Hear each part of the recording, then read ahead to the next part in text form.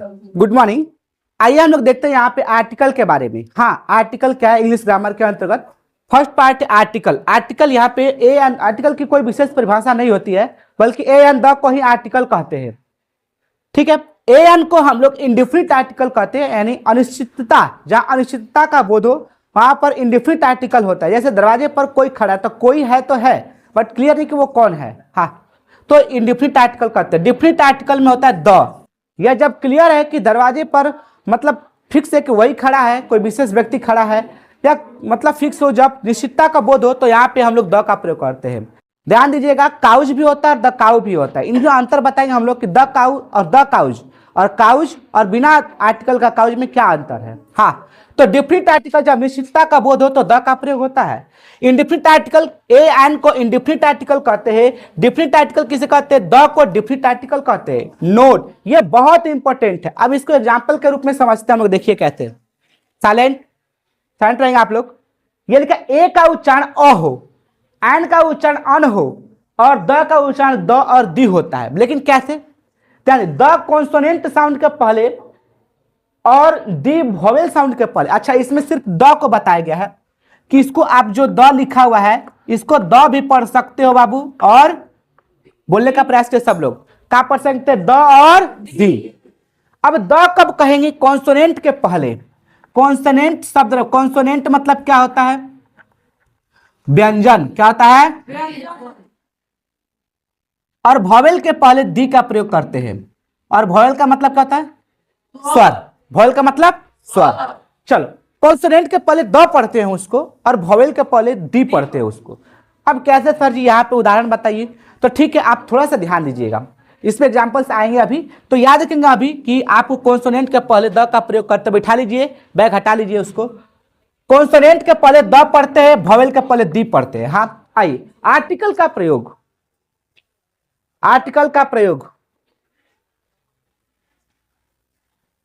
नई जगह साइलेंट, इसको देख लीजिए। इसके बाद आर्टिकल का प्रयोग सामान्यतः सामान्य रूप से द के पहले किया जाता है। और जैसे हम अगर आपको कहे कि राम लड़का है, हमने ये नहीं लिखा है कि राम एक लड़का है, ठीक है, राम लड़का है, इसका अनुवाद क्या होगा इंग्लिश में? तो राम लड़का है तो दो अनुवाद मिलेगा, राम इज बॉय और राम इज ए बॉय। तो भैया कौन सही है कौन गलत है ये तो बताओ। राम इज बॉय सही है कि राम इज बॉय सही है? राम इज अ बॉय सही है। तो ध्यान देंगे, हमने क्या बताया? नाउन के पहले आर्टिकल लगाओ।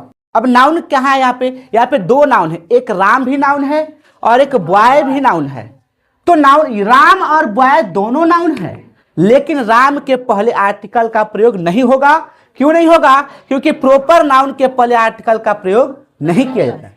अब प्रॉपर नाउन क्या है? प्रॉपर नाउन ऐसे नाउन होता, ऐसी संज्ञा जिसको बोलने से खास व्यक्ति वस्तु, खास popular name is called proper name, proper noun. तो पॉपुलर जो नेम, विख्यात नाम, जैसे अगर हम इसमें कहे, पूरे भीड़ में अगर हम कहे, अगर इस पूरे भीड़ में कहे कि प्रीतम खड़े हो जाओ,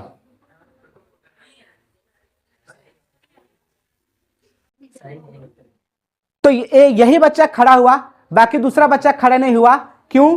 क्योंकि ये इस नाम से इस क्लास में यही एक ही बच्चा है, तो ये पॉपुलर नाम है। तो अगर हम प्रॉपर नाउन की एक और परिभाषा होता है कि जब भीड़ से अलग करने के लिए कोई नाम लिया जाता है तो वहां पे वो प्रॉपर नाउन कहलाता है। भीड़ से अलग करने के लिए हमने पूरे भीड़ से एक बच्चे का नाम बोला, वो खड़े हुआ, क्योंकि वो भीड़ से अलग हो गया, तो वो प्रॉपर नाउन हुआ। तो प्रॉपर नाउन के पहले आर्टिकल का प्रयोग नहीं कर सकते। आप देखेंगे ध्यान से कि महात्मा गांधी लिखा था, द महात्मा गांधी लिखने से लोग बचते हैं, ठीक है। किसी किसी केस में द महात्मा गांधी लिखा जाएगा, बताएंगे कब लिखा जाएगा, ठीक है। प्रयोग नहीं होगा क्योंकि प्रॉपर नाउन के पहले आर्टिकल का प्रयोग नहीं किया जाता है।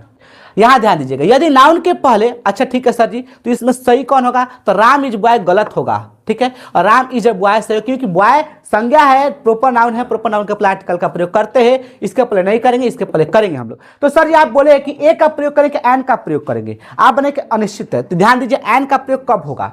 ए का प्रयोग होगा व्यंजन के पहले ए का प्रयोग होगा, और स्वर उच्चारण के पहले एन का प्रयोग होगा। अब जरा से देखिए ध्यान से, अगर हम आपको कहे, ये मिटा रहे हैं, अगर हम कहे, ध्यान दीजिएगा कि अगर हम कहे, देखिए यू वर्ड से दो वर्ड हम बता रहे हैं आपको। एक है अम्ब्रेला, इंग्लिश में, ठीक है, अम्ब्रेला लिख दिए हम। तो अभी हिंदी में, हिंदी का मेन देखना है आपको, हिंदी का स्वर और व्यंजन देखना है, और अम्ब्रेला, ठीक है।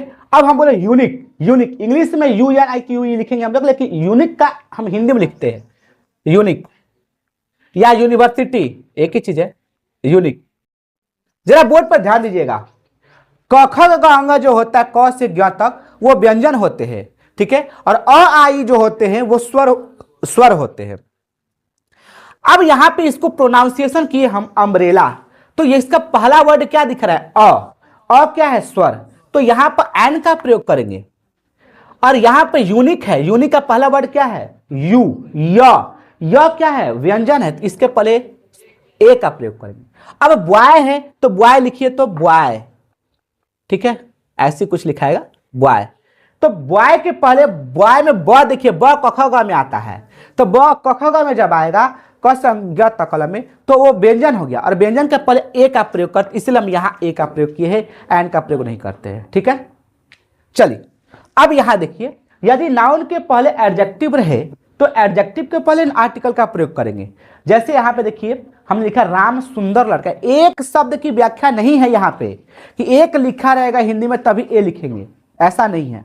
राम सुंदर लड़का है, तो राम वैसे भी एक ही है अभी यहाँ पे, तो राम सुंदर लड़का है तो कैसे बनेगा, तो देखिए राम, कुछ बच्चे बनाते हैं राम इज हैंडसम बॉय, ठीक है सर जी, लेकिन यहाँ पे ये गलत है। कैसे, बॉय क्या है, संज्ञा है, आपने बोला था कि संज्ञा का पहले हम लोग आर्टिकल का प्रयोग करते हैं, ठीक है, ए और एन का प्रयोग करें, द का प्रयोग तो होगा नहीं। लेकिन यहाँ पे बॉय के पहले भी एक वर्ड है एडजेक्टिव। एडजेक्टिव किसे कहते हैं, जो संज्ञा की विशेषता को बतलाए।